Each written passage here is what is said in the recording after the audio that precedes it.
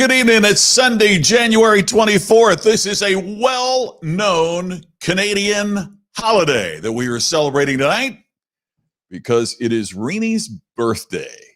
We'll celebrate that and much more on tonight's episode of the Ken and Glenn Show with a guy named Scott.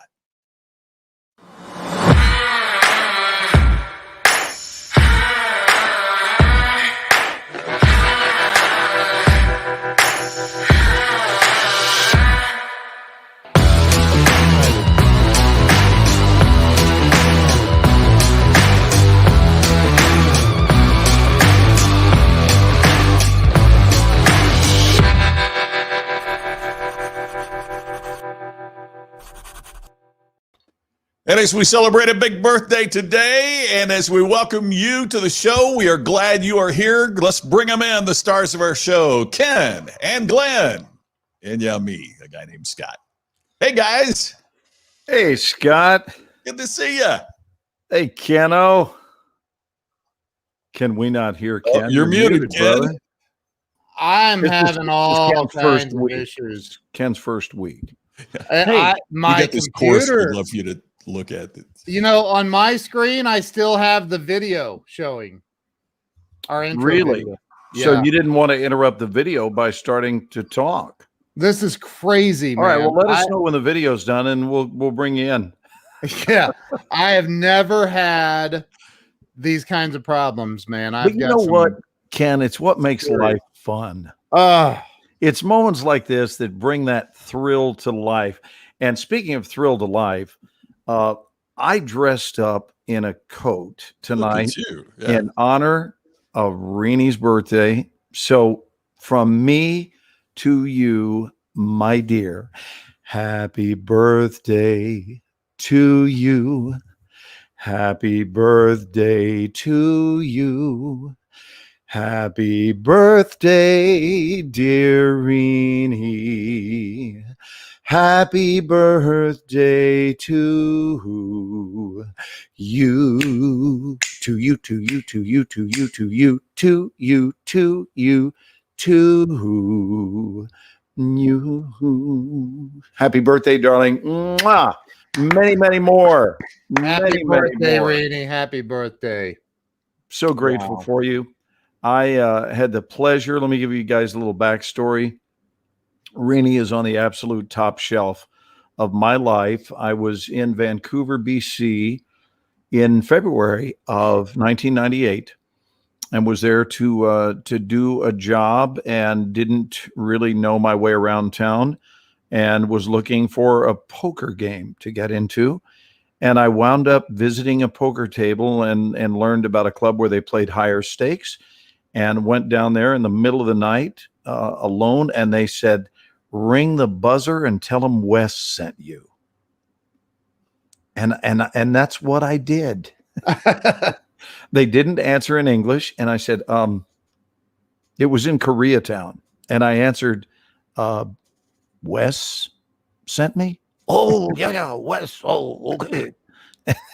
And they opened the door. Oh, Reenie's with us right now. They opened the door, and soon I met a woman that would go on to amaze me and blow my mind. And so very grateful. You know, if we're lucky in life, we do have these gifts. You guys are both that kind of gift in my life. But in 1998, Reenie entered my life, and we've been just dear, cherished friends ever since. So happy birthday, my darling.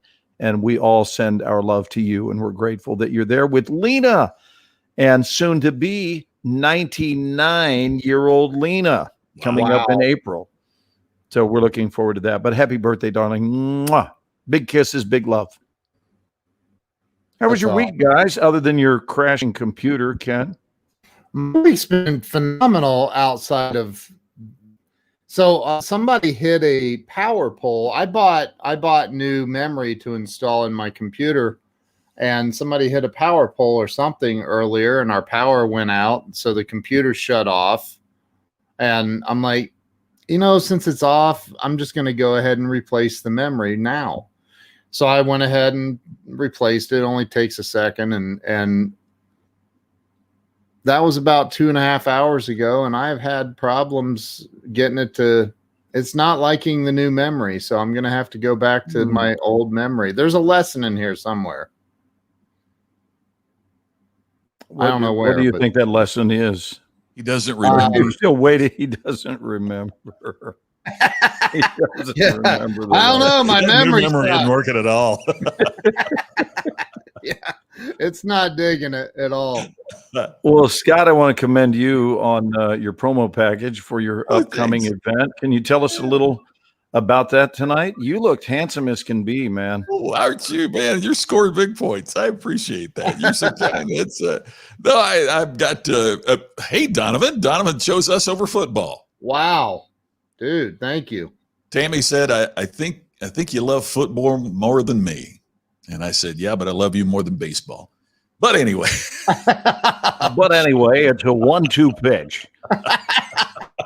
Just a bit outside. Just a bit outside. But we're Wednesday coming up the 27th. I'm doing the program on distinctive story, what you can do in your business to tell your story more effectively. And so I did a video about that. And Glenn, you were so kind to chip in on that and post there, and Ken, you as well. I really appreciate it. So can we put a little chyron up there that lets people know what the website is in case they would sure like to enroll in that?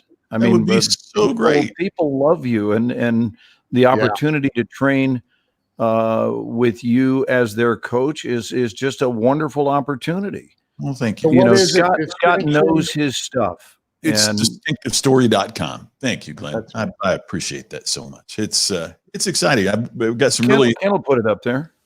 really interesting folks that are going to be a part of it. And we're going to do hot seats and let people tell their story, and everybody will get a chance to get coaching on it. Not just from me with that, but what other people think about it when you hear about it. So it's Sure. It's Can you give them a little I don't know, appetizer or a little thought about what the value is and where this can come in handy for all prototypes? Because it seems to me this doesn't have one target audience. It's got a wide array of people that would benefit from it. Well, thank you. Yeah, and you're exactly right. I mean, the thing about it is that in today's world, we want to be told a story. I mean, nobody's going to remember the facts and figures about your product or your service or whatever it might be.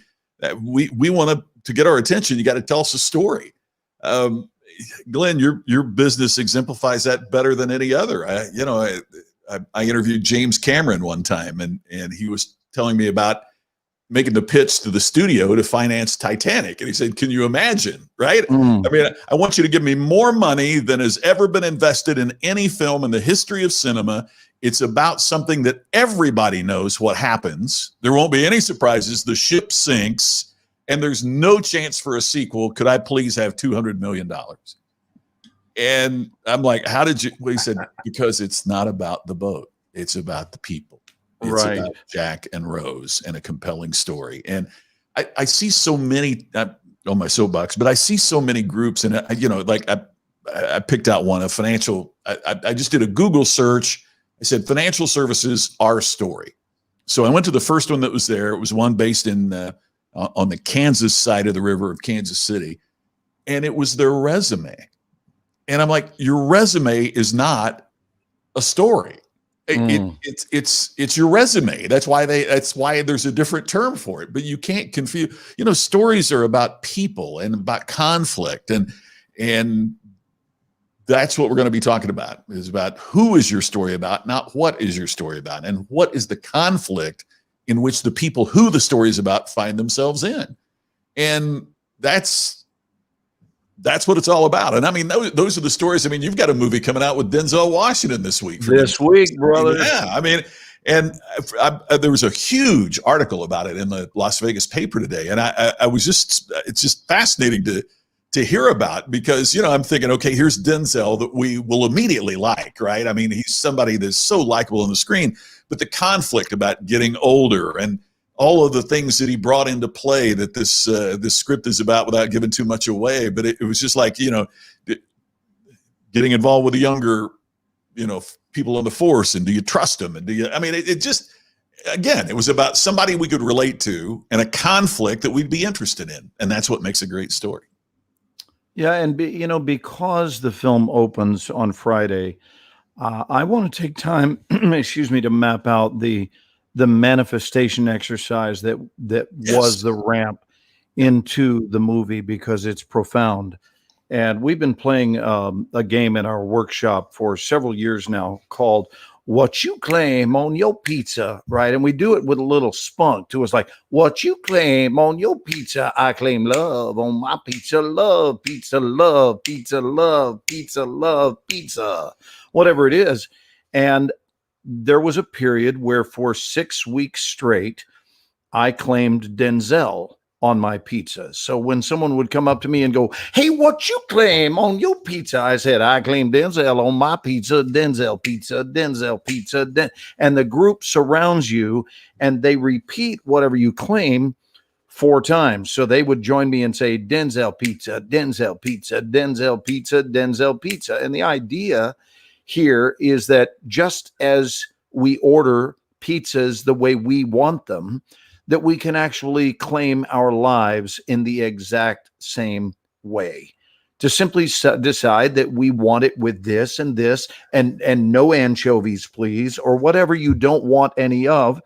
And I just ordered Denzel on my pizza. And 6 weeks later, because Denzel is someone I have always wanted to work with, I got a phone call from my agent in Los Angeles who said that the people at the studio were doing a new film with Denzel Washington and Rami Malek and Jared Leto, and that they had a role as Denzel's boss.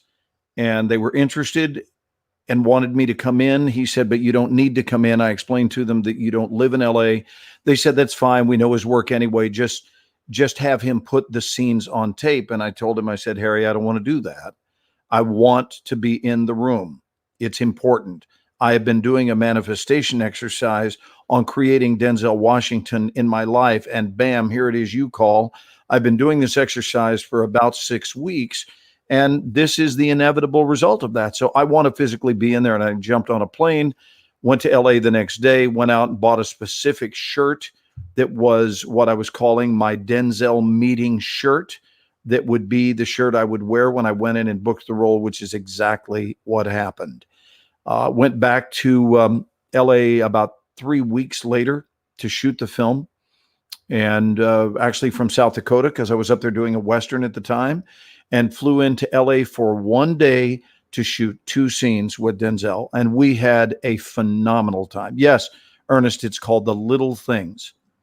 And it opens on Friday, January 29th. So I'm excited. I'm excited. And he was everything you would hope he would be, and I told him, I said, "Of all the things you've done, any guesses what my favorite thing was?" And he said, "I don't know, maybe Training Day." I said, "As far as movies, I was crazy about your film Flight, where he played an alcoholic." Ooh, yeah. Oh my goodness. If you guys haven't seen that, it is Denzel at his best. I said, "But actually, your motivational tapes that you have done and your programs that you've done with Dr. Miles Monroe, right? And also Steve Harvey. There's a wonderful motivational, it's an audio deal that you can see on YouTube. You can listen to it on YouTube. So look for those names: Denzel Washington, Steve Harvey, and Dr. Miles Monroe. And it is just the most inspirational thing I've ever heard. I said it was so good that we turned it into homework for my students.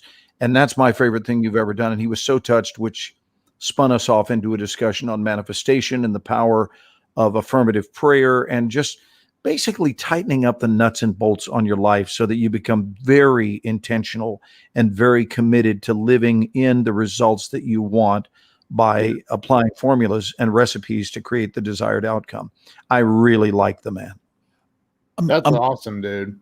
I want to pull up, if you guys don't mind, and just may I read you one of the quotes from the interview that was in the paper here today. Sure. First off, I mean, one of the things I love about him, and I've never met him, and that's so cool to hear that, because he's one of those folks you want to be that good, but he praises everybody else, right? He's praising the director and the two co-stars that have both won Oscars and how Right. great the entire team was. But the question was about, first of all, about the tough times with the pandemic. And this was his answer. And Glenn, I thought of you the whole time I was reading this. He says, quote, "I am not a religious man. I am a spiritual man. Religion, in my humble opinion, is when a man gets a hold of spiritual issues and says, mine is right and yours is wrong. Anyway, I read the Bible every day. It's my fourth time through the entire Bible now in the last year or so, looking at it as a spiritual text." Then he says, "I read about how God sent down a plague and sent every man back to his tent with his women and children. I think we've now been sent back to our tents to deal with ourselves and our loved ones. I believe God is saying, once you go back outside, if you don't look out for your fellow men and fellow women, it can not only kill your fellow man or woman, it can kill you." I really do look at this through a spiritual lens. I hope through prayer we can fully come out of this more united. We have to think in a united way. If we don't look out, take care of each other, and treat our fellow man and woman like we want to be treated, we can be destroyed. I think of the pandemic as also a great opportunity for all of us to rethink our ways. That sounds like you, Glenn. I mean, that isn't that just so deep, so remarkable, so spiritual? That quote. I mean, when I was reading that this morning, when I got the Sunday paper, it was just Did like, you think of your balding redheaded brother? I sure did. You did? I thought, man. I mean, if I would have read that exact same quote and they said it was a Glenn Morshower interview, it would not have. Of course, it is. It is.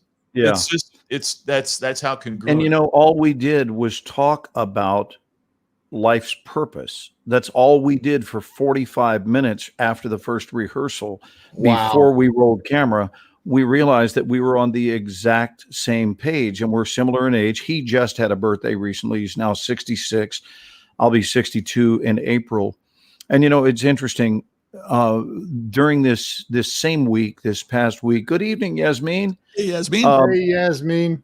During this same week, we had Dr. Martin Luther King Day last Monday. And one of the things that Dr. King said, he said, we must learn to live together as brothers or perish together as fools. It's one of my favorite Dr. King quotes. And boy, talk about prophetic, given what we're dealing with and really needing to be participating in an active brotherhood. So moved by the life of Dr. King. A couple of other quotes. He said, "The time is always right to do what is right, and our lives begin to end the day we become silent about things that matter." Those are my favorite three Dr. Martin Luther King quotes. And so, guys, I tell you, the last few weeks since the first of the year, I was telling Ken this on the phone about an hour ago. I have just been on the edge of tears, just with tears of gratitude and joy and celebration and a quiet calm of the beauty that is around us, waiting for us to behold at all times. What do we want to train our eyes to see? And we can see anything we choose to see, but whatever we focus on is going to become what's so for us. So I choose to focus on beauty. And when people say perfection doesn't exist, I beg to differ. Mm-hmm. Perfection is all around us. Take notice, breathe it in. And my commitment is to assist others in breathing that beauty in. And I'm so blessed by you guys. This has been a wonderful way to spend our Sunday evenings, and we've done it every single week since Easter. I love you both, and I'm grateful that we have this time. And I'm grateful for all of you out there in our audience. And Justin Benton in the house. Woo, come on with it. Justin. May I say hello to somebody I noticed that just came on, and that is Ben Gay III. Ben is, my goodness, his book, The Winner's Edge, is something that I've had for a long, long time. He has done a couple of books on the closers, about closing sales, and he is one of the, in the world of sales, he's a living legend. So I love it that Hey, he's Ben, good evening he's to joining you. us tonight. So He is, I had Ben on my show. Gosh, it's been every bit of 2 years ago now. And he is like, dude, I can't remember. And Ben, if you're still on here, say it. He is still on. Did you work for or with Napoleon Hill? I know he worked with Zig Ziglar. I just don't. Hey, nice cup you got there, Glenn. Yeah, Ben is a legend. He's a legend. Unbelievable guy. We Thanks also for want to telling send me. love out to Jerry. Yes, tonight. Jerry Eisenhower. yep. Jerry, we got our arms wrapped around you, brother. We do. We're glad that you're doing better. I know it's been a rough week, but you're here. And That's what a about head start Weldon? on things. Where's That's a Weldon? head start. Weldon Whitehurst, continuing Where to is he? send Is he you love here? and prayers. Weldon He's was here. here. I saw him earlier. So Yeah, Weldon's here. Is he here? I didn't see. I've been dealing with computer. Larry Schneider, good evening. Phil, good evening. You guys didn't hear me. When you were on full screen, I muted and got out my gun and shot the computer. So Well, congratulations on keeping your issues to yourself as far as anger is going. It's really nice that you've managed to control your angry outbursts. hey, at least I muted it before I did it. So Hey, look who's in the house, Kimberly Houseman. Come on with it. Kimberly, there's Happy belated. Kimberly had a birthday the other day. oh, look at that. He worked for Ben Gay. Can you believe that? Napoleon Hill worked for Ben Gay. The Napoleon That's Hill. nice. Wow. That's nice. Kimberly, Rini- happy belated birthday. Oh, Rini needs one of those cups. Yeah. What do you think? It's your birthday or something, Rini? Give her the Ken and Glenn with a guy named Scott discount. Right? Give her that discount. The mug is $10.95, but for you, since it's your birthday, it's only $19.95. So Right. happy birthday, Rainey. That's the way Ken operates, and it's just part of being in a friendship with him. You can always count on paying double what the regular That's public right. would. It's he it's did 5,400. steal the show in Bloodline. Yes, Corey, absolutely. Look at that. Corey's a first time watcher of the Ken and Glenn show with a guy named Scott. Well, hey, Corey, welcome. We're much nicer on this show than we were in Bloodline. We like to make people go away permanently on that show. Whereas here, we only send people packing for 7 days at a time, Right. and then we're back each week. I've Years never ago, I don't think I've ever done the show from my laptop, so I don't have my wonderful 4K camera and You know what's great though? You still look tremendous. I know. Thank you. I'm kidding. Oh Lord have What do mercy. we have going comment wise? That Donovan's with us tonight. Chose us over football, which is impressive. Hey, Is KC doing a number right now on the Buffalo Bills, Scott? I haven't looked up here for a little bit, but We're they- used to, the, you know, the Bills were when- ahead 9-0, and then and then KC lit it up. back, and then Buffalo hit a field goal. So I don't know what the score You know, is. but I'm whether looking- you're a Tom Brady fan or not, you gotta give it to the man that he changes teams. He leaves the AFC and goes to the NFC. He's 43 years old, which is ancient for a quarterback. Yeah. And he's going back to the Super Bowl in a different uniform. First time in the history of the NFL that there will be a team with a home field advantage because they're playing the Super Bowl in their home stadium. It's never happened until this year. when Indianapolis, I was still living in Indy when Indy hosted the Super Bowl, and oh my gosh, we were hoping so much that the Colts would make it to be the be the first team in there. So I can imagine how excited Tampa is, because I know how excited we would have been The cool thing was the New York Giants played in that Super Bowl, which of course their quarterback was the brother of our quarterback. So that was kind of cool. But don't you think there's something to be said, though? I mean, how can you ignore? To me, this is such a loud testimony to the power of the consciousness of winning expectation. Yep. I mean, he leaves a great team. He saddles up with another team, puts on a different helmet and a different uniform, and he's back in the Super Bowl. That's someone who expects results and is willing to do the work to achieve those results. What do you have to show us here, brother? Oh, yeah. I got a little trailer up on the screen. Oh, you do? You guys want to see this trailer I got pulled up? It's not anything you're in, Glenn, but I thought maybe. All right. Is it a trailer of your first movie? Then you have that one little feeling. Yes, my first movie is already playing. You should have It's already playing, but we can hear the voices. It's playing? Yes. You can Damn it, it's not supposed to be playing. Yeah. Sorry. Well, the Buccaneers weren't supposed to win either, but they did. So, Interesting interview after the game, and I didn't catch who it was with, but it was one of the young rookies in Tampa. And they said, you came up here and you beat Aaron Rodgers. And he said, well, Tom's been here so many times and he told us we could do it. And we figured, well, he's done it before, so I guess we can do it. And it's exactly what you're saying. I mean, it's so contagious. Confidence and enthusiasm is contagious. So is depression and disappointment. And, you got to be careful what you're spreading out there. Amen and amen and amen.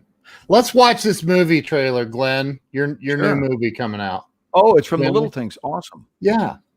Isn't that the one we couldn't find or something? And I just found it. I don't remember. I think maybe we found a short clip. I think this might be a new one. I haven't screened it. So okay. Let's watch it. You ready? Yeah. Let's do it. Here we go. Full screen and let's roll. You know him, didn't you? Then you had that one little feeling. But you waved it away. You should have listened to that one little feeling. Just like I'm listening to you now. You can talk to me. I'm all a friend. You're not exactly a department favorite. Things probably changed a lot since you left. You still got to catch him, right? Yeah.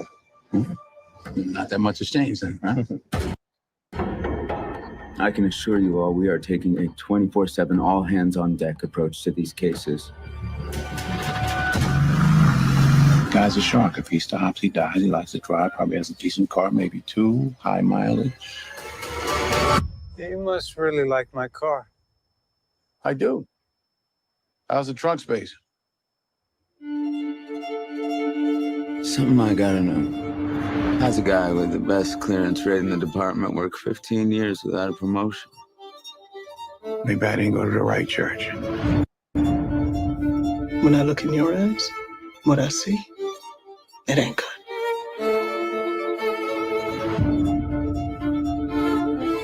He knew all the details, but he wasn't within 10 miles of the killing. Why is that? Why is that?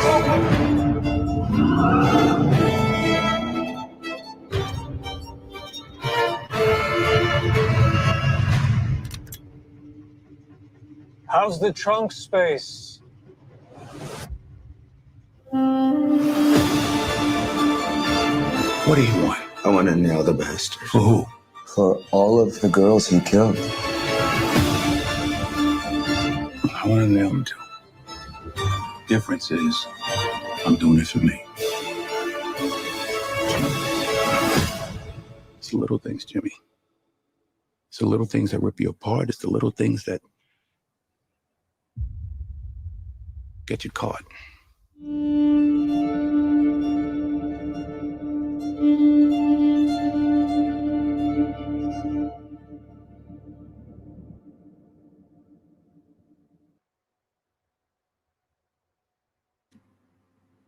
Come Wow. on with it. Come on with it. Come on with it. Man, Dude, that looks looks good. freaking Wow. good. Holy Oh. crap. Yeah, I'm excited. That'll be a fun Friday evening. That's awesome. Yeah. So for those Did of we you mention? who don't want to go out, just watch it on HBO Max. Yeah. What were you going to say, Scotto? Exactly that. Just to make sure that everybody knew that if they had HBO Max, it premieres on HBO Max the same day it comes to the theaters. So you don't have to go to the theater to see it. You can stay home and watch it on HBO Max. But man, it looks so good, so atmospheric. Holy cow! That's Yeah. What I'm going to try to do is slip into a movie theater midday. You know what I mean? I haven't been to a theater since COVID, but I'm sure that there will be lots of space in the movie theaters. But it'll find its audience on HBO Max, I'm sure. Certainly want everyone to be safe out there, but I've worked too hard to wind up on the big screen with Denzel, so I don't want to watch it on the small screen. Yeah, Mm, yeah, You know? absolutely. Oh, that's so incredible, cool. dude. That's So so do we have some thank you, Colleen. Do we have some comments tonight that are in need of being addressed? Good evening, Joan Anton. I love you very much out there John in Pennsylvania. Donatel. Am I saying that right? Yeah, that's Donatel. Donatelli.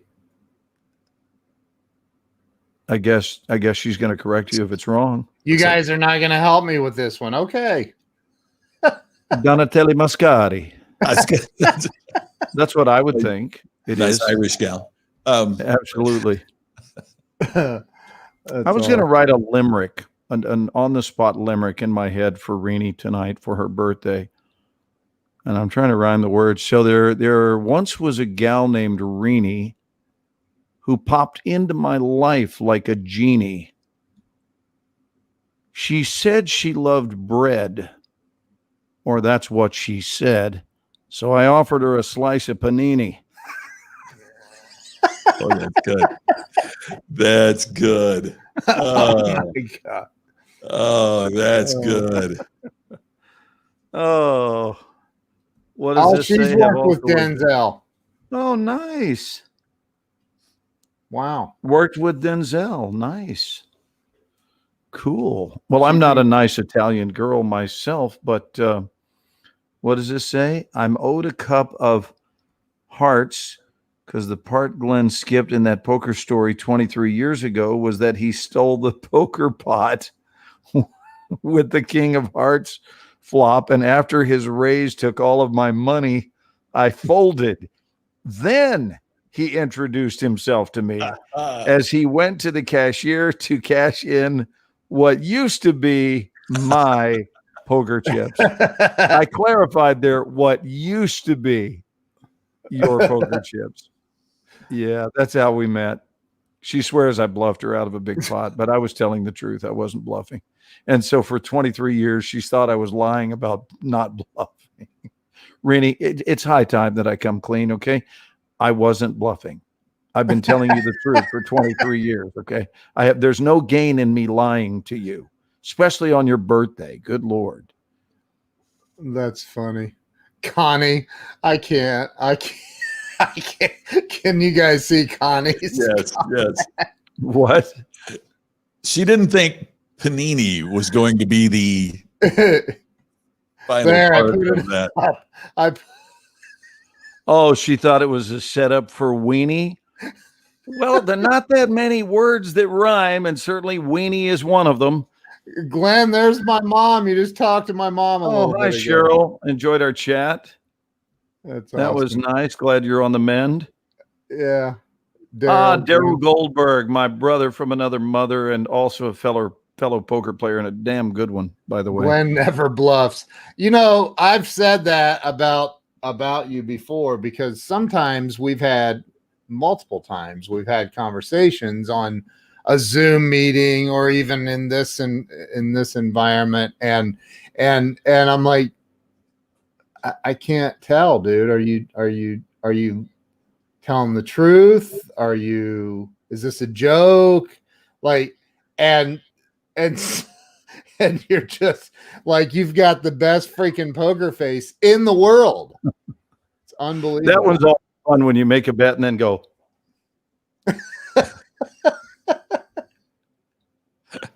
oh my God. Oh, there's Jerry. There he Jerry, is. We were talking about you earlier, Jerry. I don't know if you caught that or not, but we were sending good wishes your way, my friend. how you feeling tonight, Jer? Mom let us Glenn know in has the two chat. N's in his name. 2 N's. That's all right. It sounds the same. That's all that matters. We got Glenn, Mark Glenn Gasser. Campbell made the 1 N Glenn famous, so that's okay. I'll handle the 2 N Glenn version. That's funny. So hey, every single night, every Sunday evening at 8:37 p.m. Eastern time, what do we do, Scott? Is it 37 after already? It is, man. Well, then it's time for us, as we do every week at exactly this time, precisely this time, to play. Ooh, that's just wrong. And Ken, it sounds as though you have one ready, locked and loaded. I do. And it's for you. It's for you. Oh, okay. It's so everybody knows I'm continuing to stream across the bottom, distinctive story. Thank you. I signed up for it myself. I went and picked it up the other day, and I'm looking forward to it. And if you're not there, well, then I'm going to put out posts all over social media about you. So make sure that you're there. Go sign up. Scott's course. Did you talking about? What? What'd you say? You're talking about signing up for things. Signing up for Scott's course. That's what I'm applauding He you didn't for. have to do that. He didn't, but he insisted on doing it. And I was like, I yeah. don't want you to do that. You're my guest. But no, Yeah, that's all right. So, but listen, this is about the customer experience. So it's not about the story. It's about, but this is a story that I'm getting ready to tell you. So I had a hankering for a roast beef sandwich from Arby's today. It's like right down the street from me. So I go to Arby's, I get a roast beef sandwich, and I'm still at the speaker, and he goes, "Is there anything else?" And I said, "Yeah, I need some horsey sauce with that. Packet of your horsey sauce." And he goes, "Okay, well, just remind us at the window." And I go, wait, hold on. Are you still there? And he's like, yeah. And I go, I have to remind you when I get to the window of what I want. Is that what you're telling me? No. Yes, sir. That's your job as a customer. Yes, sir. Your job is to remind us at the window.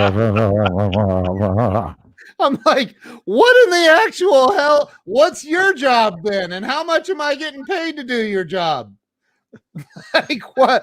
Like that is the most mind-blowing. And I mean, I'm stuck because it's the only Arby's within 30 miles of where I live. So I'm forced to go back there. But like, I had a moment today and I went, that's not just wrong. Like I'm paying you and you're telling me that I have to remind you of what I want when I get to the window. You know what's even more wrong about this story, Ken? The fact that you're looking for Einstein to be working at Arby's. Well, right. Okay. Well, still, I got to remind. Ken is disappointed in the lack of quality staff at Arby's. Come on, Ken. Come on, man. I can't believe I'm going to. I will not say the name of my friend, but my friend is playing Scrabble with a friend of hers. So these two gals are playing Scrabble, and the fiance of my friend says, "Hey, can I join you guys?" And they said, "Oh yeah, sure. We'll start in our game." And so he puts this word on Scrabble, and my friend and her friend look at the word and they look at each other and they said, what is that? He said, it's the famous scientist, Einstein.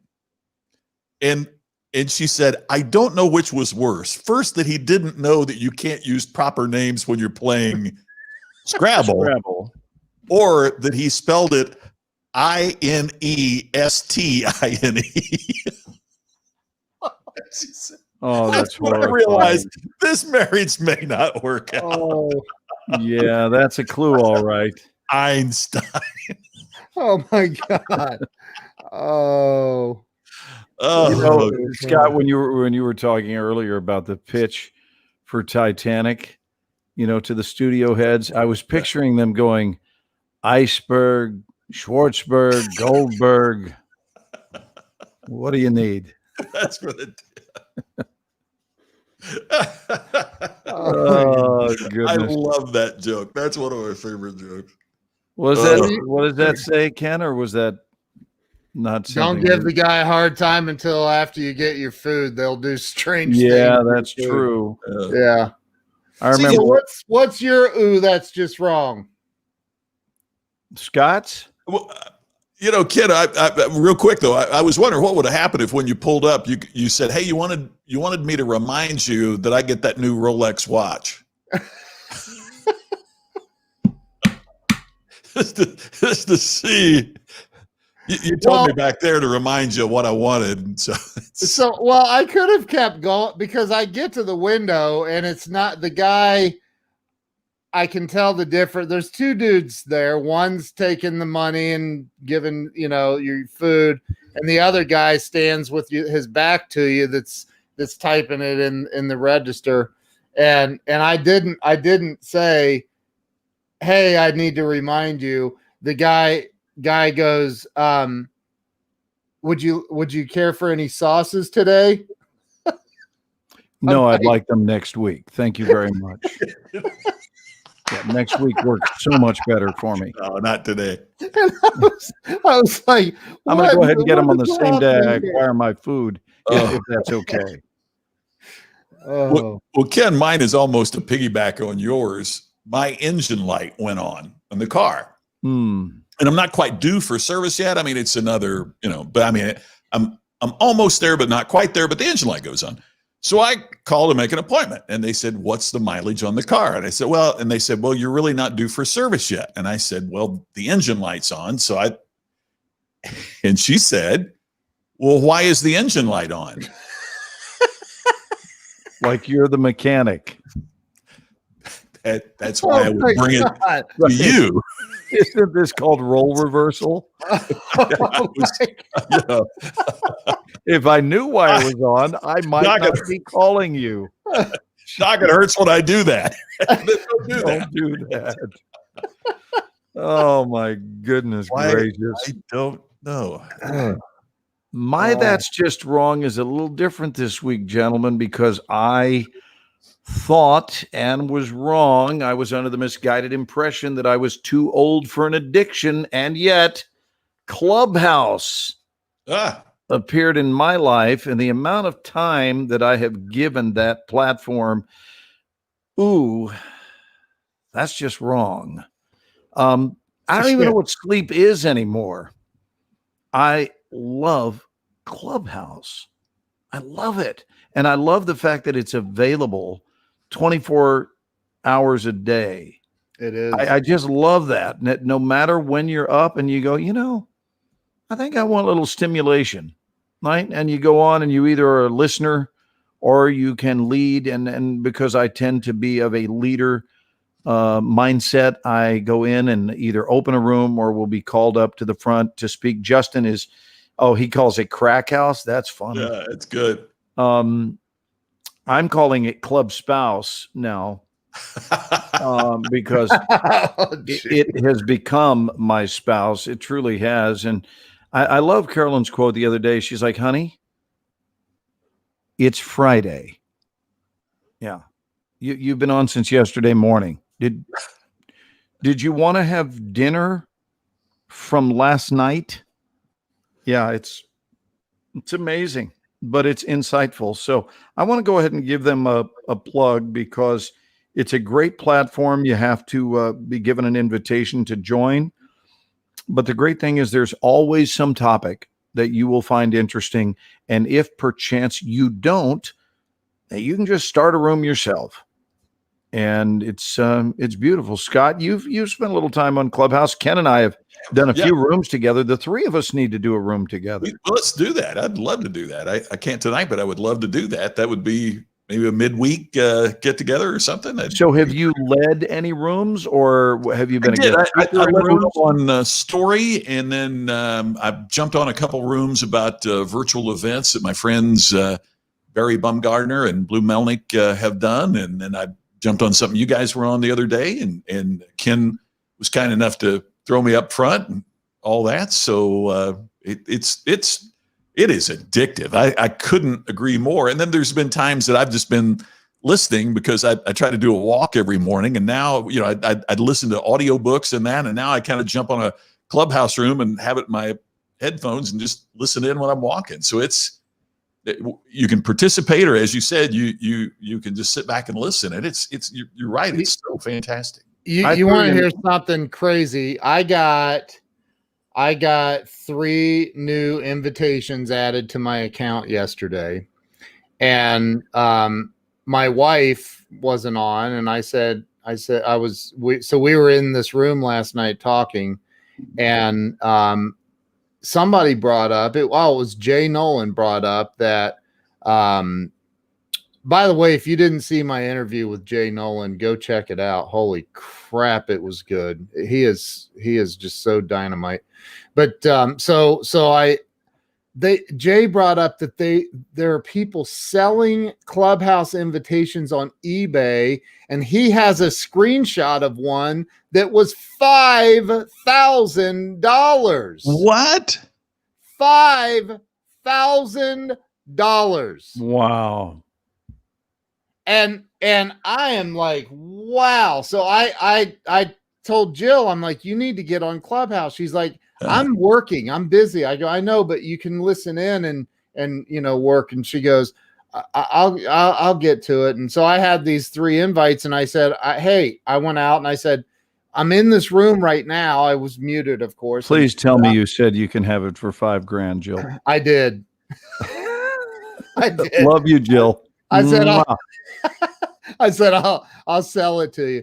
So, but I had her, I gave, obviously gave her one, and she got on there and she was listening in. Afterwards, she goes, wow, that was really cool. I go, I know, it's crazy. The value that you get from Clubhouse is just absolutely insane. It's crazy. How do you think they'll monetize it? We had a lot of input, people talking about that last night. Well, we've had a lot of people come to the workshop through Clubhouse. A lot of people. We wound up in one night, Tuesday night's class this week at the workshop, we had 12 auditors, which is 7 more than the record for one class. That's a lot of people to show up that are just auditing the class. What did Justin say? I missed that. He's seen them go for $7,000. But here's the other thing. Do you know Clubhouse has a valuation? Do you know what their valuation is right now? $1 billion. $1 billion for an audio drop-in application. What? So wild. $1 billion freaking dollars. And Robbie Cornelius, Glenn, you've gotten to know Robbie. I love Robbie. And Jay, and there were some other people in there having this conversation. Robbie said, I think, and Justin was in there, of course. Justin is always on Clubhouse. So Robbie said, and I love the way he said it. I wish I had it to play back, but that's the thing about Clubhouse. If you don't remember it, it's gone. But like he said, because somebody chimed in and said, that's crazy. Mo Rock said, that's crazy. It's not worth $1 billion. It's highly overvalued. And so Robbie says, I disagree. I think that 1 billion is way undervalued. I think it's probably worth about 10 billion, if not more. And then he said, look, what are we all doing right now? We are all doing something that we haven't done in years with our phones. We're actually talking instead of texting. Right. He said, we're talking, we're in here creating communities and these amazing connections and he said all these amazing things. And I was, after he got done, I was like, okay, yeah, I think it's worth more than $1 billion then. So it's crazy. Why wouldn't Apple buy it? Because it's iPhone only right now.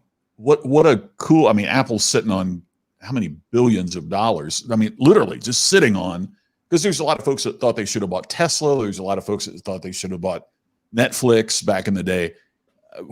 Why wouldn't you? This is iPhone only. Why wouldn't Apple just go out and buy it to make certain it stays iPhone only, to give it a marketplace, a strategic advantage over other systems? They've been off. I don't know that Apple's offered them anything, but Justin was saying, excuse me, he was saying that they have been made offers. And Justin goes to he's gotten to know the founders of Clubhouse. Says they're great guys with an amazing vision. And he said right here, I don't know if you saw this. Where is it? Speaking of great guys with an amazing vision, Justin Benton himself is a great guy with amazing vision. Here, the founders want the creators of content to charge what they want, and Clubhouse will get a small portion of that. That makes sense.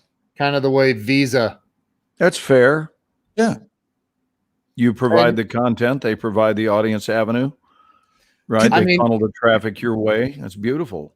Guys, I haven't been on enough to know. Could like, for example, could you set up an exclusive room, or is it open to everybody? So, for example, could you set up an exclusive room that only for particular followers that you wanted in your room, or do you have to? Yes, isn't it, Ken? Yep. It's called a closed room. Yeah. I mean, and when Glenn and I start a room, I always make it a private room, invite Glenn in. We talk about what we're going to, talk about. And then we go make it public so everybody can see it. And then, I mean, instantly people start dinging in, ding, ding, ding, ding, ding. It's crazy. Yeah. And then we, promote them to the stage. And what I love about it is it really is, it does, most people can't pick up the phone and call Glenn Morshower. Yeah. Most people can't pick up the phone and call Scott McCain. Everybody knows my number. I'm kidding. But most that's people, your number. Yeah. And most people can't call Grant Cardone or Damon John or Ty Lopez.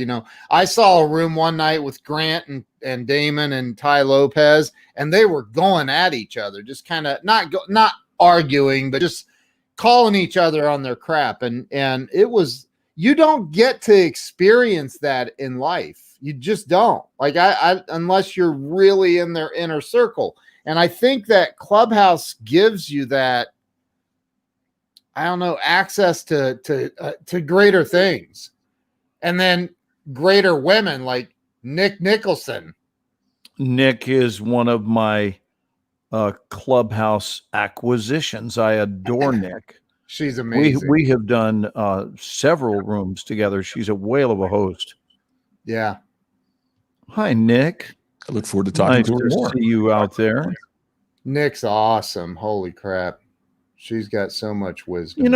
And Ken, to your point, people are being given an opportunity not only to meet people, but to be heard by those people. So to learn from them, to hear them, and then also to offer their thoughts, contents, reactions, responses, and whatnot. And nobody has to audition to speak. All you have to do is raise your hand. That's it. That's the qualifier. Raise your hand, and someone who is a moderator will call on you, and you come up and you wait in line to speak. And it's a beautiful thing. And I even encourage the people who typically wouldn't I often extend that invite. If I am one of the moderators of a room, I'll say, tonight might be just the night that if you're someone who normally would go in and just sit still at the back of the room, maybe try a different level of engagement with the room tonight. Yeah. Just see what it feels like to say yes. And don't feel like you even need to know. And for God's sake, don't make a plan. Don't write down what you're going to say. Just hurl yourself out the window. Please don't do that literally, but hurl yourself out the metaphorical window, because, then we would be found guilty of promoting defenestration. Remember that from a couple of weeks ago? Yes, Scott, I do. Yes. defenestration. Hey, what a great word. That's The right. love of beards. Oh, no.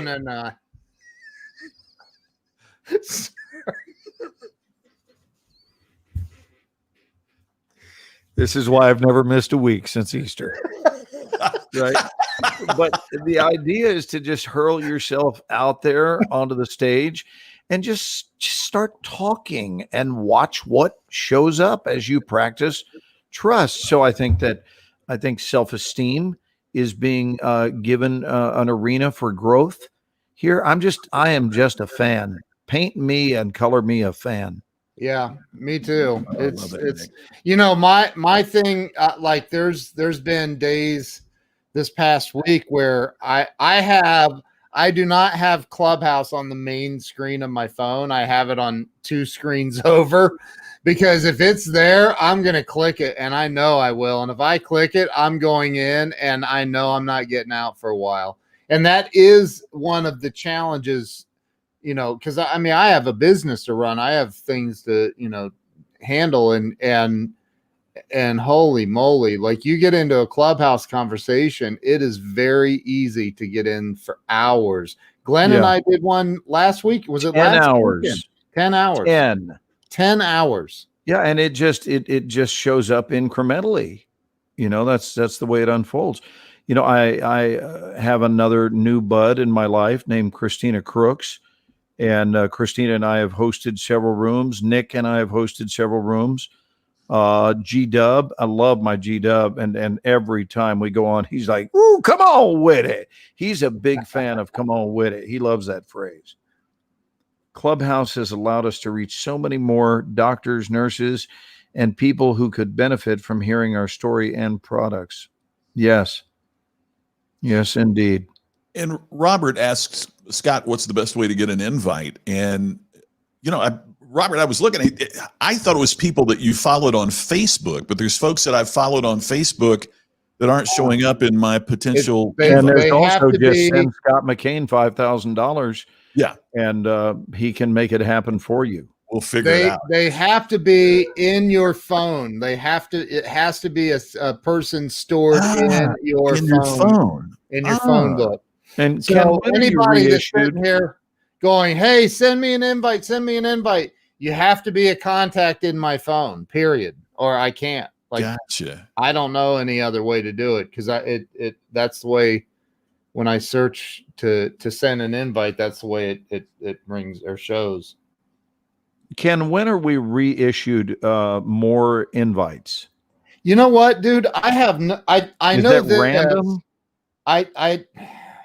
I know that I had 3 invites out, and all 3 of them hadn't accepted the invitation yet.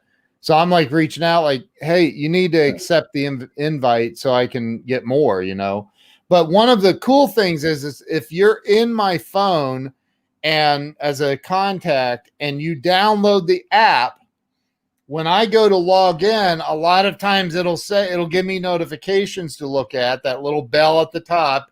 You click the bell at the top and it'll say Donovan Blanks is waiting to for an invitation. Do you want to wave him in? It won't cost you one of your invites. Right.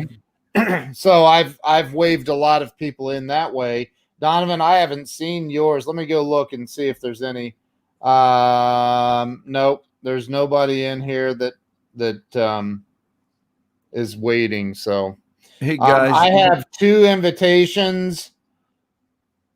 I have 2 invitations left, and I'm gonna list them on eBay at 7,500 a piece and see where we go. I'm kidding. No, I'm not. Hey, Donovan, shoot me a message with your cell, and because I've got some left. So How many do you have? You got a couple? I've got 3. Do you have 3? Yeah. Somebody send, if you want same here. Shoot me a message on Facebook Messenger, and I'll make sure you have an Rini iPhone. one for her Yeah, birthday. I gotta have an iPhone. Yeah. Ken, send Rini one for her birthday. Rini, if you I send her one. I don't have an issue, so huh? I don't have any issues. I haven't had any issued to me recently. I had the 1, then the 3, and right now I don't have any. And I want to get her aboard because it's really right up her alley. Yeah. If Rini, if you send me a message with your cell phone number, I can invite you. I'll have to add you to my phone, and then I can go in and send you an invite. So, and then I'll have 1 left. You know, at 2 minutes past the hour every week, we play a new game. We do it every week starting this week. Tonight's the first night we're going to play it. It's called What Did Yasmin Book This Week? Yasmin is the busiest working actress on the planet today, and every week she has something new to tell us. So, Yasmin, if you'll chime in, we'd love to know what jobs you booked this week and where you'll be flying to next. She just finished a job in Orlando, and she's constantly having the world say yes to her, which is really, really cool. I celebrate that. And is it Donatel or Donatelli? Did we decide? Do we know? So it's iPhone, or you can also use an iPad. But if you don't have an iPhone, you probably shouldn't even be on. Hey, Rini said, thanks, Ken. And then look at this. Yasmin says, I have 8 invites. She has 6. Oh, is it 6? Yeah. Oh, I need my glasses. She only has 6. Okay, yeah. Send Yasmin, look her up on Facebook and send her a message. She has 6 of them. Wow. Maybe Yasmin has my next doling out of 3 invites. And Yasmin, I know that Yasmin's based in Atlanta, right? She's yeah, she is. And look at this. See, I'm holding for a Bank of America job. Look at that. What's that Yasmin, mean? I was just going to mention one of my great pals from the time I was 18 years old is an actor in Atlanta, Alpha Trevette. So if you ever run across Alpha, which is a easy name to remember, please say hello, Yasmin. I know it's a big world out there, but I know sometimes Atlanta actors and performers cross paths with each other. So he's been doing some stuff on some of the Tyler Perry things. So yeah, in the talent division, it's a relatively small market, you know, but in terms of the work, such an abundance of work in the ATL. yeah, I need to test something real quick here, guys. Hang on. By all means, people, tomorrow morning. Okay, see, the videos are I can't working. yeah. I don't care that it's not Christmas. Play it. You want me to play it? Yes, because it's funny. Okay, people, tomorrow morning, 10 a.m., Santa's coming to town. Santa! Oh, my God! Santa here? I know him. I know him. Never gets How I old. react about Glenn. Isn't it you? Again, Never gets old. I swear to God, if one more person on Facebook that's a friend of mine goes to whatever studios in Florida and sends me a damn picture of Glenn up on the screen, I keep getting these. It's like at least 2-3 times a week I'm getting pictures of people. Where is it? Universal? Yeah, it's at Universal in Orlando. And they're like, look, it's Glenn. And they're taking selfies with you and sending them to me. Why don't I'm you sorry send them that to my friendship has been costly for you. I'm sorry. Oh my God. I It's apologize, hilarious, bud. man. It's freaking hilarious. I'm like, oh, it's funny. Your friendship has been costly. Where is that? Where is what? Is it Universal Studios? Yeah, it's Universal Studios in Orlando. Yeah. Universal Hollywood, and Universal in Singapore. And you've got you've got I a have ride 3 there. different contracts of 25 years each. Wow. And I have 17 years left, which means when they stop showing that at the park, I will be 78. Wow. 78. Dude. And they'll be going, Glenn, we're finally done with that set of clips. Oh, you mean those ones I did back when I was a kid in my 50s? Okay. Oh my gosh. I tell you That's what, pretty cray. that intellectual property licensing money is the best money in the world. But my first wife, my late wife, ran the Norman Rockwell art licensing, and holy cow, I mean, like it just keeps, the money just keeps coming in. It's just amazing when you get a licensing deal like that. That is so stinking cool, Glenn. Well, it's not a bad thing to be buddies with Michael Bay. I got to say, I would imagine. he has been a very, very generous man in my life. I'm grateful. Very It's awesome. always about the relationships. It's always relationships. That's been discussed on Clubhouse a lot this week, and people thinking it's about who you know, and it's really about who knows you. Because you can know a lot of people, but if they don't know you and they don't know you at the core, they don't know your essence.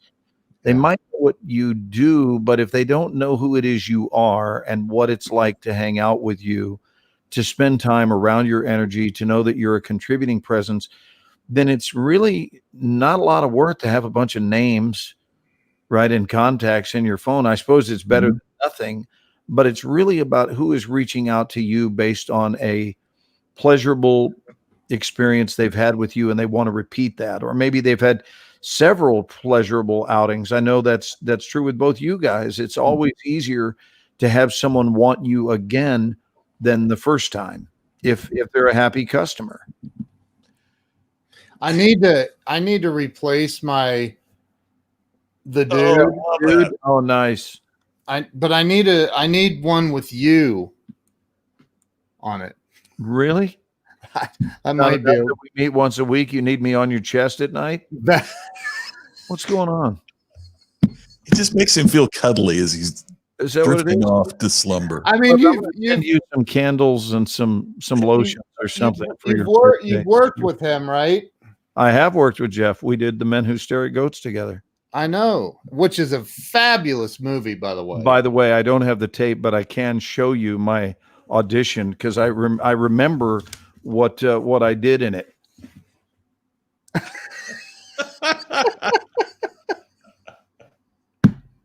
That's all I did, and they gave me the part.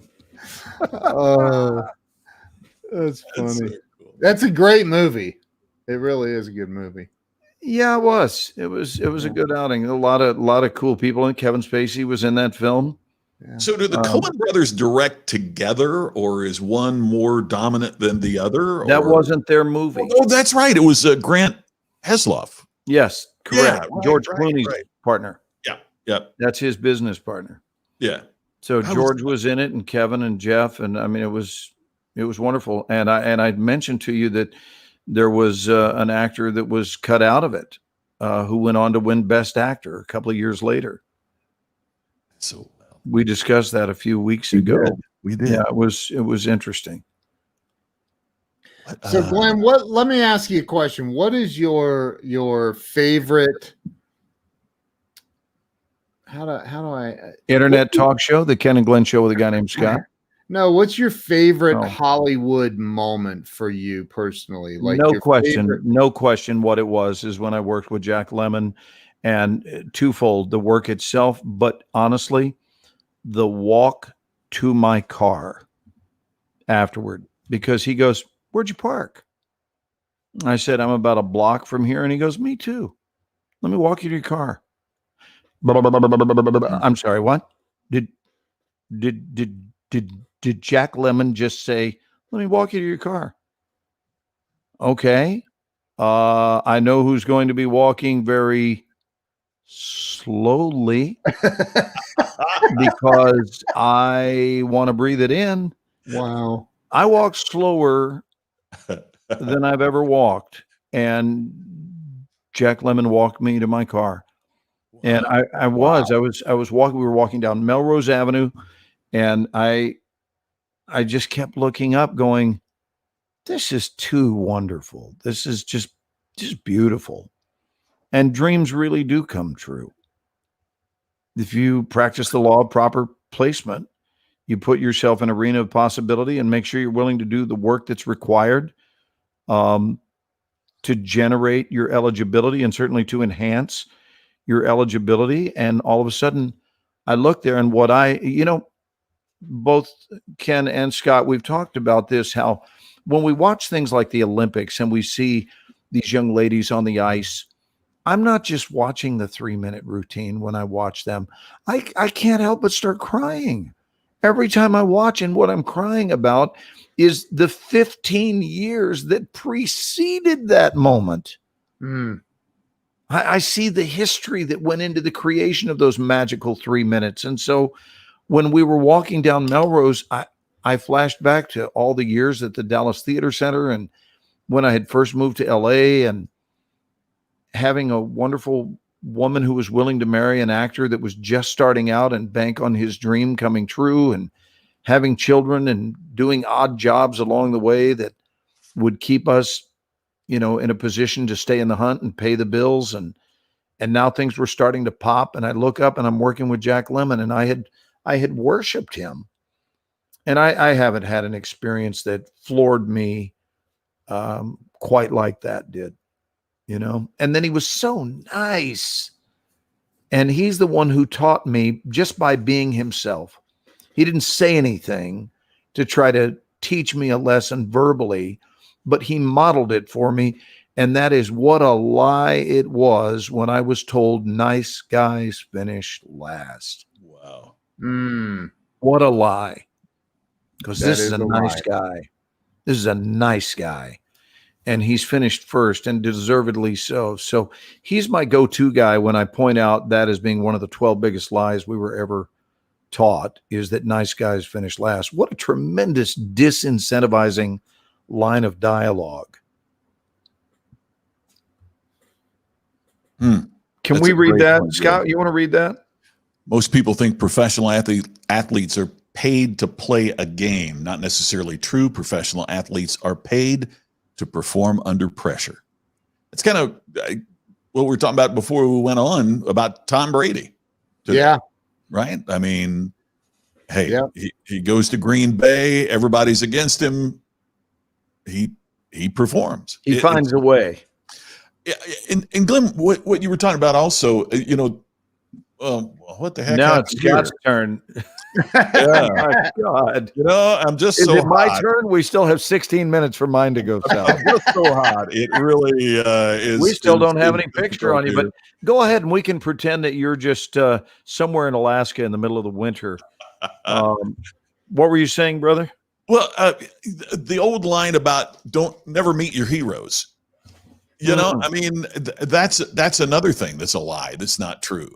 That you shouldn't meet your heroes, because your meeting with Jack Lemmon proves that sometimes the heroes that you meet can be absolutely life-changing and fantastic. Sure. And I just think that's another thing that's a lie, right? That some of us have heroes. When I met Zig Ziglar and spent time with Zig Ziglar, if they would have said, if I would have taken that to heart, never meet your heroes, then you don't get the chance to have this incredible experience like you had with Jack Lemmon, for goodness sakes, or that I had with Zig, or that that we've talked about, that we've had. And meet nice people. That's the key. Yeah. Make sure your heroes are good people, are nice people. Yeah. And you'll be glad that you met. And, engage them in a way that invites the niceness in them to come out to play. Yes. I mean, all of us are co-creators in any moment. So what are you going in search of? Who is it you're looking to activate within them? And I think about this all the time, right? The art of, we call it the law of engagement. Who who are you engaging? We all have more than one personality that can be invited out of us to play under any unique set of circumstances. So what set of circumstances emotionally are we facilitating in order for the highest version of them to come out and play? Mm-hmm. So often, if you had an adversarial experience with someone, might be time to check the mirror first, right? I'm not saying it's someone's fault, but maybe there was something that the person did to provoke, or maybe they had an unrealistic expectation.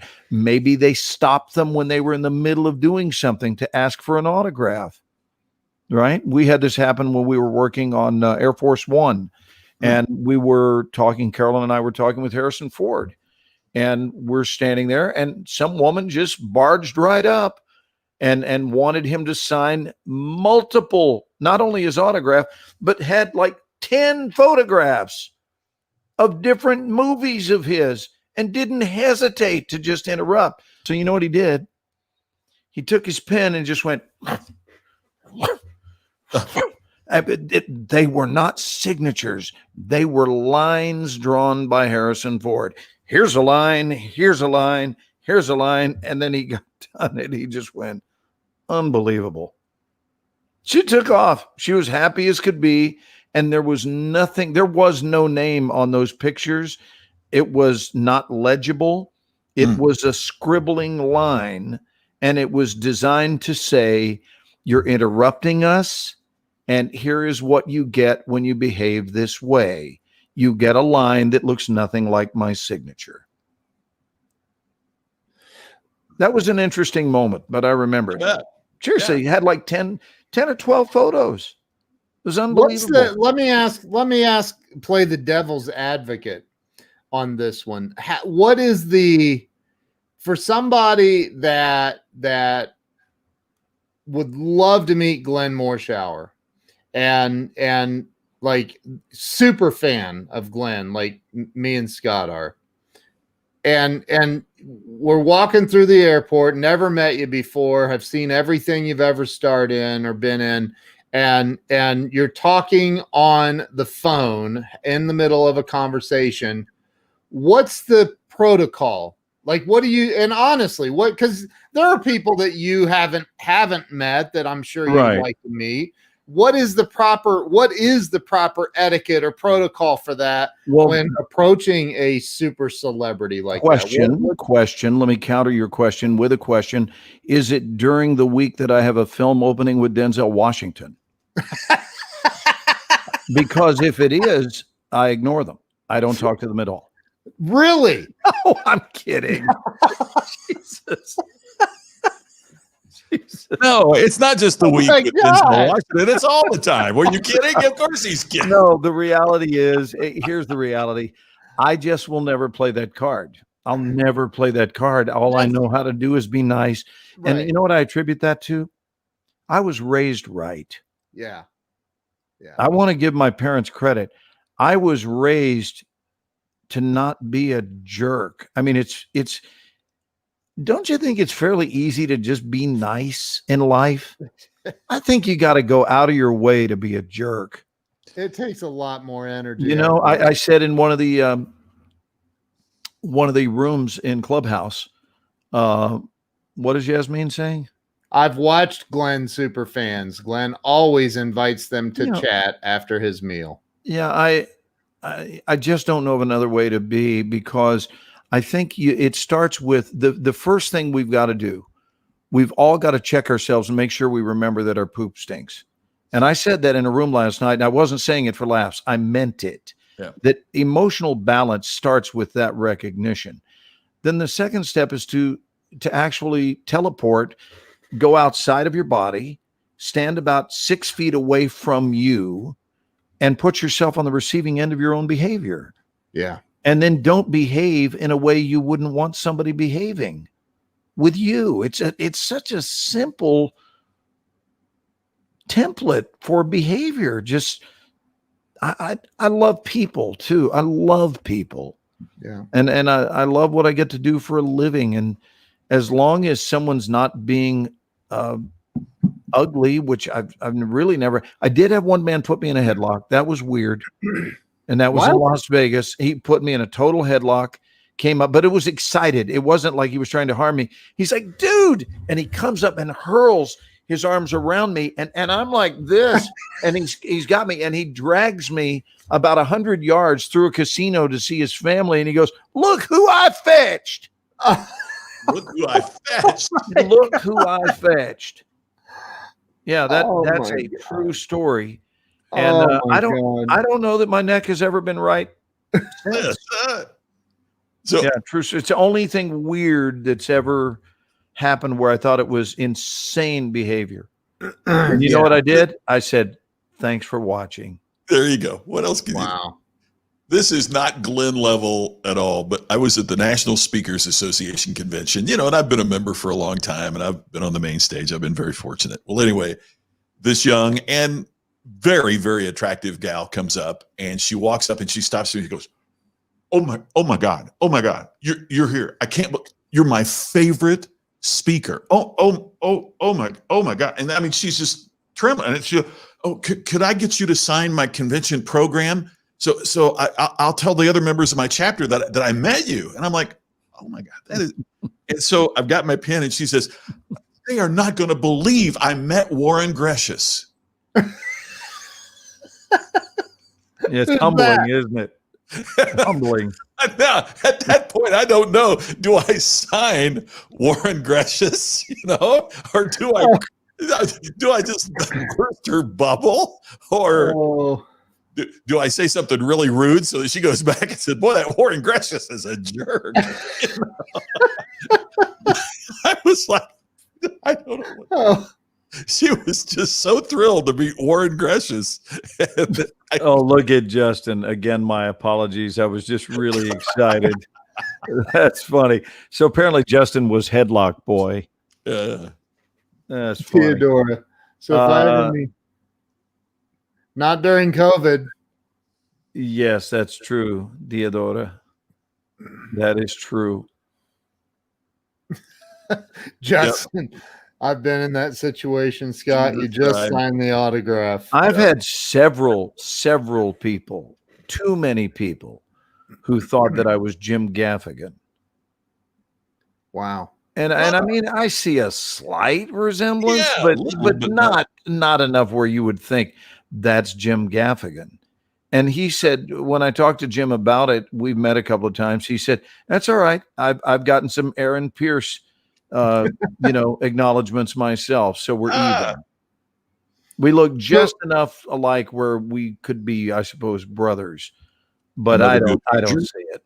He's funny, man. Do you guys like Gaffigan? Oh, we went to see him at Caesar's Palace before COVID hit, and he's from Indiana, so we're kind of prejudiced to like him. But oh my gosh, it was squeaky clean, and we just howled in laughter from beginning to end. He just is amazing.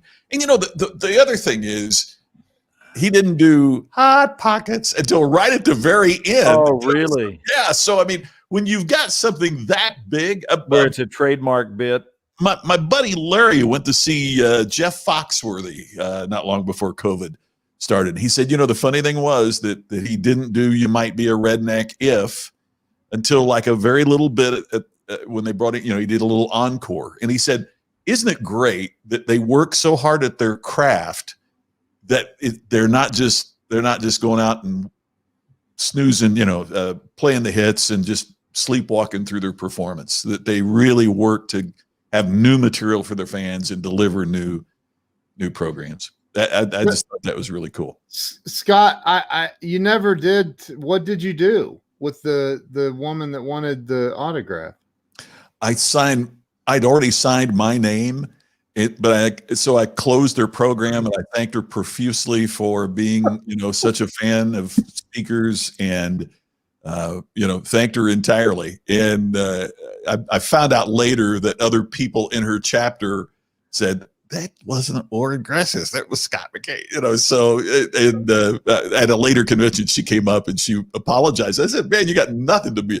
Are you kidding me? I mean, that kind of enthusiasm about people in your industry and about people who do your craft, will serve you well for what you for what you want to do in this. And so I just thought, you know, how cool is that? As somebody that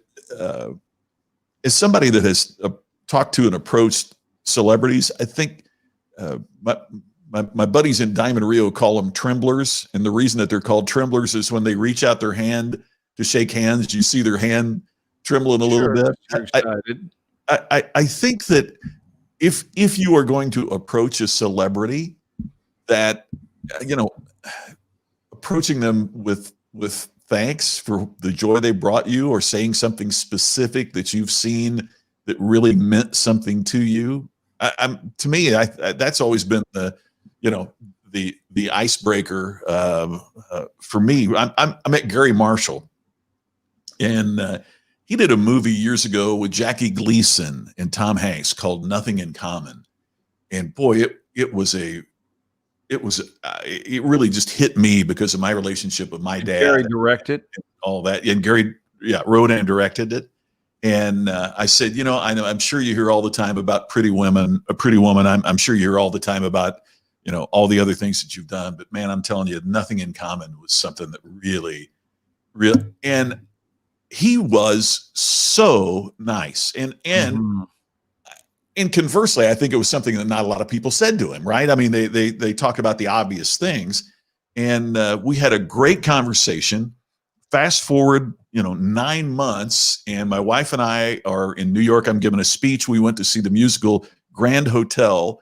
I'm in the restroom and look over, and at the next sink washing his hand is Gary Marshall. And he said, I don't remember your name, but you're the guy that came up to me about Nothing in Common. And that blew me away. And it was so funny because we came out of the restroom and my wife was like, who did he run into that he knows?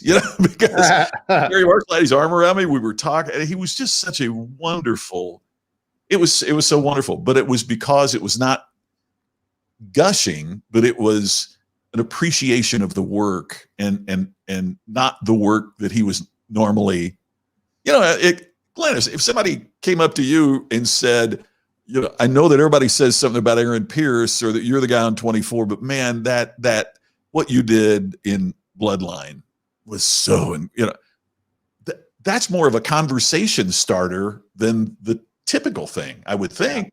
Yeah. And actually I'm more touched, moved by someone who references my speaking. Yeah, right. Or my teaching. Or something else. Yes. Because that's me. Yeah. Whereas the others are a scripted character. Yeah. So a compliment about my inspirational speaking and just something like that means way more. Hey, when I first got to Cali, go ahead and read this from Joan. Never forget being in Philly with Glenn eating cheesesteaks. Glenn got up to take some photos. There was a couple sitting at the next table. The man leans over and says, is that the guy on 24? He then asked if he could say hello to him. My answer was sure. He's just really a normal person. Glenn came back and talked to them, and I think he made their day. That's why I love him. There you go. Yeah. Oh, Joan, that was a sweet memory. Like Glenn. Yeah. When I first got to California, I was 18 years old, and within 2 weeks, I was playing in a Saturday morning baseball. Let me back up. Basketball. Not league, but sort of pickup game, but it had the same group of players. And there was a guy that was, frankly, mopping up the court with me. And the guy who first slapped a shot away stuffed my butt hard and shut it down. And that guy's name was Gary Marshall. Oh, you're kidding me. Oh, my God. Gary Marshall was a hell of a ball player. No and I kidding. used to play basketball every Saturday with Gary Marshall. And wow. And I was a good player, and Gary was a great player. Wow. No kidding. Yeah, I mean, quite a bit older than me, and just did a dance on my head. Made me look like a rookie. Wow. Gary Marshall. Yeah. Wow. Timothy Hutton played, and Timothy was the best celebrity basketball player I've ever seen. Really? Tremendously gifted ball player. Wow. Was it only celebrities playing, or were there Mostly, and people that were friends of Gary's? It was Gary's kind of group, and someone who knew someone had invited me to be a part of that, and Wow. I just thought this is kind of fun to play in a league with people I've known on television for years, and Penny Marshall was there to just watch and cheer on, and Wow. Penny had Laverne and Shirley going back in those days. Yeah. And it was Wow. it was really cool. Really cool. We have a few more comments we can read before we say nighty night. Yeah. Charles Coachman, good evening to you, brother. Of course, Justin, Prince wasn't much on the dunk. One of the worst things I ever heard on radio. There is a famous Chicago radio personality named Steve Dahl, and Steve Dahl really pushed the envelope. And they were doing from the red carpet of the Oscars, and Steve Dahl goes, Prince, oh my gosh, everybody. And this is radio, right? But he's literally interviewing the celebrities. And he said, Prince, oh my gosh, Prince, I've always wanted to meet you. Please come over here, Prince. And you hear the other voice go, I'm Emmanuel Lewis. Oh, jeez. Wow. So bad. I got to see, we were at the Super Bowl where Prince, because that was the year the Colts won, but we were at the Super Bowl when Prince was there. And I am telling you, it rained. It rained all the way as you're waiting on the game to start. It rained during the first half of the game. It rained. Time for the halftime show. It stopped pouring down rain Just for the show. until Prince comes on, does the show. He's doing his final show or final song, which is Purple Rain. And all of a sudden it starts raining again. Oh, as wow. Prince is hitting the notes of Purple Rain. I mean, it was like God wanted to make sure that Prince had the most amazing halftime show. It was just incredible. Hey, Scott, read us this football fact that Justin just sent in. Kansas City just put away Buffalo in the fourth, 38-15. So is that a final, Justin, or is it minutes left or something? Left, but they're not coming back on the Chiefs. Yeah. Right, but that's going to be an interesting Super Bowl. Hey, Glenn, who's this? In the Buccaneers. Hey, Glenn, who's this? And a partial score, Las Vegas 7. George Carlin. Yes. Tonight's forecast, dark with widely scattered light first thing in the morning. You got to love it, man. The other thing about it, he said, because we always used to do this on radio, and said, and it's 47 degrees at the airport. I don't know anyone who lives at the airport. Hey, can I this has been bugging me. Yeah, I'm going to go ahead and say it my entire adult life. And maybe it can be hashed out tonight. Thank you, Glenn, for the birthday song live. You bet. And hey, Scott, thank you You're so welcome. for your intro to today's showing in your deep voice. Birthday in the house reminded me of that casino house announcement at Skagit Valley Casino, Washington State years ago. To you, Scott. Beautiful voice. Thanks, Ken, Glenn, and Scott. Great show. Thank you, Reenie. We love you, Rainey. Happy birthday, sweet. Happy birthday. So here's my question. People say, I just feel like he handled that, whoever they're referencing, he handled that so nonchalantly. Guys, I want to ask you something. Have either one of you in the course of your life handled something chalantly?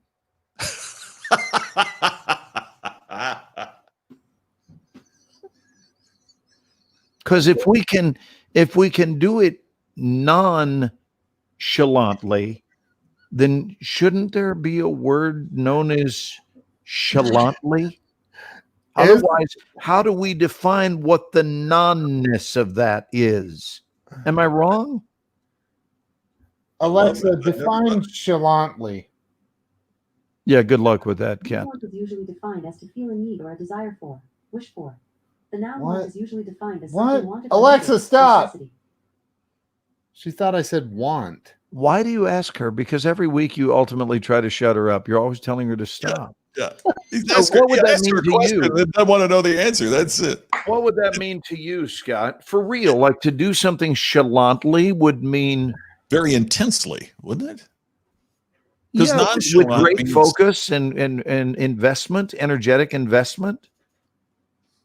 But I don't believe there is a word Oh, that's great. called We're chalantly.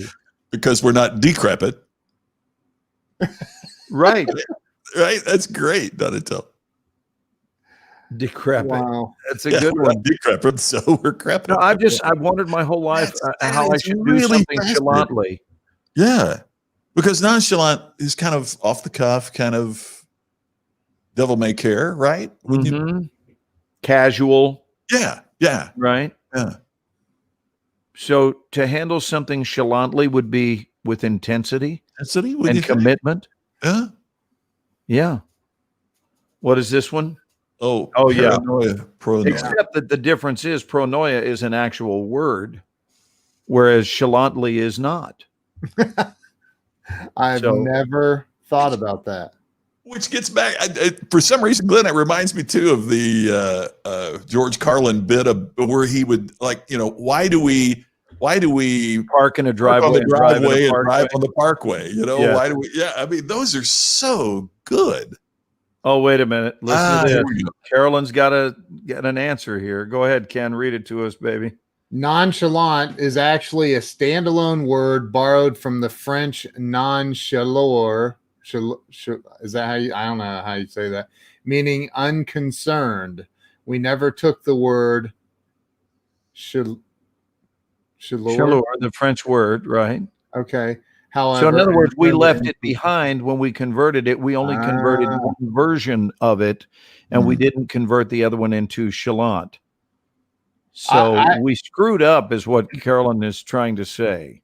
I have talked about this right here. In fact, I think I've talked about this with you on our show, Glenn. Yeah, you I have to believe. iterate something before you can reiterate it. Yeah. And iterate is a word. Yeah. Right. And a friend of mine years ago said people that use the word reiterate are wrong. And I said, well, I've used it my entire life. And he said, well, then you've been wrong your entire life. And he said, I forget how he put it. He said it's like a not a double negative, something. He's like, reiterate is like the wrong word. You have to iterate it first. I'm Yeah. not- Are there any other language pet peeves? I'm sure Yes. you've got some, Scott. I've got a few of them. There. Oh yes. Oh, my yes. dear Without the God, apostrophe. Learn the difference. Yeah. People And that- your and Oh, yes. Versus you apostrophe re. I have a weird one, but it's just because of what I've done for a living for so long. Yeah, and I'm going to give you mine after The yours. podium is what you stand on. The lectern is what you stand behind. You do not, if you stood behind the podium, then you would literally be standing on the floor behind the riser. The podium is what lifts up the speaker. The lectern is what the speaker stands behind. Right. Really? So when We'll people be say right back with things that piss off Scott McCain after these words from our sponsor. useless, trivial things that, And now stepping up to the that do podium. not matter. Now Yeah. stepping up to the podium. And here's my other, when someone says, well, let's revert back to, Yes, as though you can revert forward. Okay, here's mine, right? I could care less. No. If you're trying to tell someone that what they're saying doesn't matter, you tell them you couldn't care less. That means you've reached the lowest level of caring available. Right. And you know that more people say I could care less than I couldn't. So more than 50% of all people speak that phrase inaccurately. So here at the Ken and Glenn Show with a guy named Scott, regarding these phrases, tonight's motto, stop it. Just stop it. We hope you could care less about our show because that means you can also care more. Right. It means you care. You care, right? Glenn, there you go. Justin's got it queued up for you. This portion of the show is brought to you by the fine people at Carefree Gum. Oh, Hey, guys, I'm going to make you a promise. I had a full week this week and was not able to do it, but I'm going to make a phone call as I promised I would, but I will do it this week. I am going to try because we're about due. We haven't had a guest on in a while, and certainly we don't hurt for guests. We enjoy each other's company, but I am going to reach out to Jane Leaves to see if she would like to be a guest on our show next week. And watch me be a trembler. Oh, that'll be great. So drop a one right now. Drop a one if you would like Jane Leaves from Frasier and Now from The Resident. If you would like to see her on the show with the three boys. She's next amazing. week. Drop a one. Waiting for a one. I can't make the don't put phone a call one until I in see there, a one. No call. Oh, there it is. Justin gave us a one. there it is. Robert. Robert. We Hey, have- Robert. Oh, all kinds of ones dropping. All right. All right. So I'll make the phone call. That's awesome. In fact, you know what I'll do? Because, it's still early in Atlanta. She's in Atlanta. I'll give her a head start by one full week and see if I can steal her away for our class as well, which she's already said yes to. So that'll be cool. Well, Jen? Ken and I are posting ones. Oh, that's funny. Is there anything left of the game or is it in the books? I don't know. Is it a I final? think that was it. Justin said, didn't he say that was it? No, that it was still going on, but we were saying that there's no way they're coming back on that. So Oh, Well, Anyway. we are so grateful to all of you. Scott said he couldn't do it tonight. He's certainly invited, but he can't do it tonight. But Ken and I are going to open a room on Clubhouse. Yep. So if you just haven't had enough of us, if you feel like you've not been properly saturated, then please come join us on Clubhouse for some topic. We don't know. What is this? 38 to 21 with 4 minutes left. Yeah, it's over. and I'll check in when I get Tammy and I have dinner reservations as we typically do on Sunday nights. Where are you going tonight? Let's play Where Does Scott Dine Tonight? She set it up tonight. It's her night to make the decision. We alternate every week about who's gonna pick. I think we're doing Italian tonight. I hope. I don't know. So, And I want to squeeze this in before we say good nighty night. But Catherine Franco, if you are watching, I love you and thank you for your kind drop by. Listen, it's pretty special when someone you love knocks on your door in a torrential rainstorm with massive thunder going on, and she's got her arms full of Christmas gifts that had never been delivered, and she's standing like a little wet puppy in the rain, and she wasn't even ringing the doorbell. She was just leaving them on the steps. She had sent me a text. I didn't see the text saying that I'm just dropping them off, not to want to be respectful of your COVID space and all of this. But anyway, and I looked at her and tapped on the glass as she was bent over putting these gifts on the front porch. And she came in and visited with us for about 20 minutes. So Catherine, I love you. Thank you for you, sweetie. Thank you for your kind heart. She is amazing, dude. I mean, You had her on the show, Ken. You had a real sense of who she is. She is freaking amazing. Just like Yasmin. I mean, you've introduced me to so many people. Look, when I introduce you guys or them to you, both ways, it is a great introduction. When they meet you, they're thrilled to meet you guys. When you meet them, you're thrilled to meet them. And I love sharing my friends with one another, you know. That's awesome. What does this say? She says, when I had the fire, she came to the hotel where I was staying. She is perfection. Honored. Wow.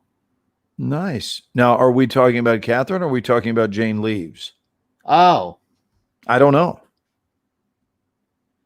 Well, Donatel, do tell. Well, Scott, enjoy your evening out with Tammy. Give her my regards, please. I will. We sure loved going to Tommy Bahamas with you when you were here. So, oh, that was a lovely outing, and I'll be back great, soon enough. Hey, we only have one show left in January. Next week will be the 31st, the last day of the month.